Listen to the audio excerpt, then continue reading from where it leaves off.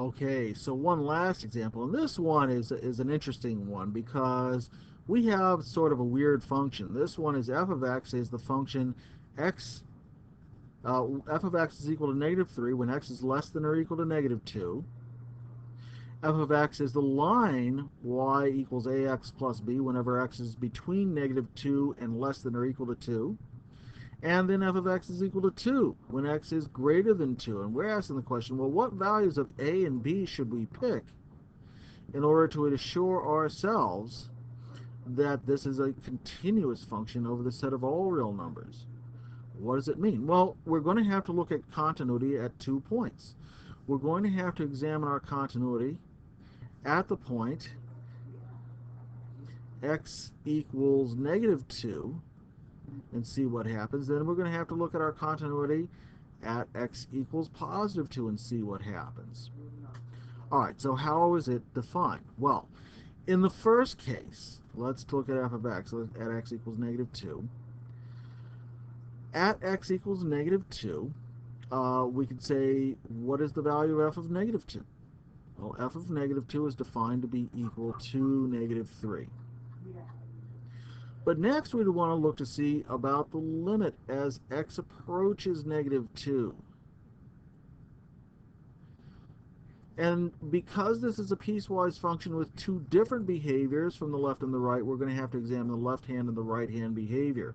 So let's look at our left hand behavior. Our left hand behavior, we're going to have to take the limit as x approaches negative 2 from something less than negative 2, so put a little negative sign there, of f of x. So to the left of negative 2, it is negative 3.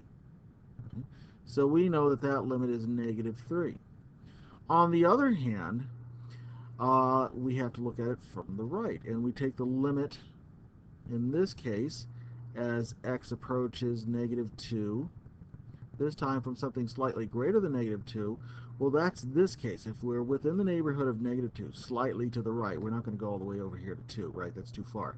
But if we're slightly to the right of negative 2, we're using this function right here, ax plus b. So that is going to come out to be, let's see, a times negative 2 plus b.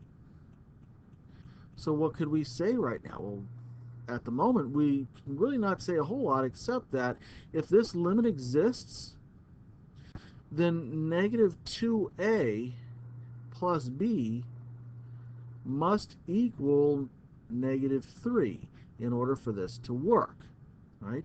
Because if negative 2a plus b, if the numbers a and b that we choose in this function give us negative 3, right, that's what we'd have to have, then this function will be continuous. So it's continuous if these two conditions are met, right? So right now we know this. Not a lot of help, but let's talk about the other function. What happens if we are continuous at x equals 2? What will happen? Well, f of 2 will also be defined. Well, in this case, at x equals 2, we know that the function would be defined as 2a plus b.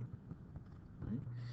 Also, we would note that the limit as x approaches 2 of f of x should be defined. Well, again, let's look at how we're going to define this one. We have to go from the left, we have to go from the right, so let's take our limit as x approaches 2 from the left. As x approaches 2 from the left of f of x, we're using the behavior right here. The values that are slightly to the left of 2 will use ax plus b. And so we do get 2a plus b. How about our limit as x approaches 2 from the right, though? Well, as x approaches 2 from the right, we're using the function y is equal to 2. And that limit itself is equal to 2. So in fact, we actually do have another piece of information about a and b that we can use. We can say that, well, 2 times a plus b must equal 2 in order for this to exist, and our limit as x approaches 2 should also be 2 for this to work. So in fact, we've got two equations that we can work this out with. We know that the negative of 2a plus b should equal negative 3, and that we know that 2 times a plus b, positive 2a plus b, should give us positive 2. So how do we solve this? Well, one way about it is that we've got two separate equations. We could take this first equation right here and solve for b, right? From our first equation, we know that b would be equal to positive 2a minus 3, or negative 3 plus 2a. And so substitute that into our second equation right here, so that we have 2a plus b, which we know is to be 2a minus 3, is equal to 2.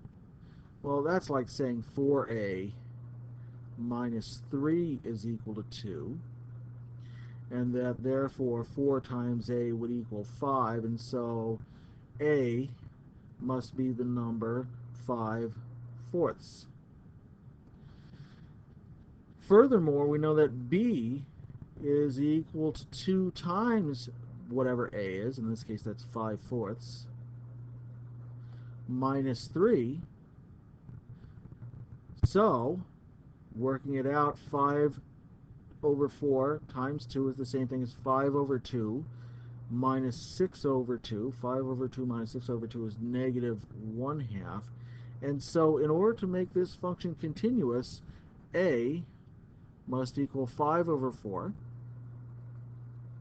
and b must equal negative 1/2. And that's our solution.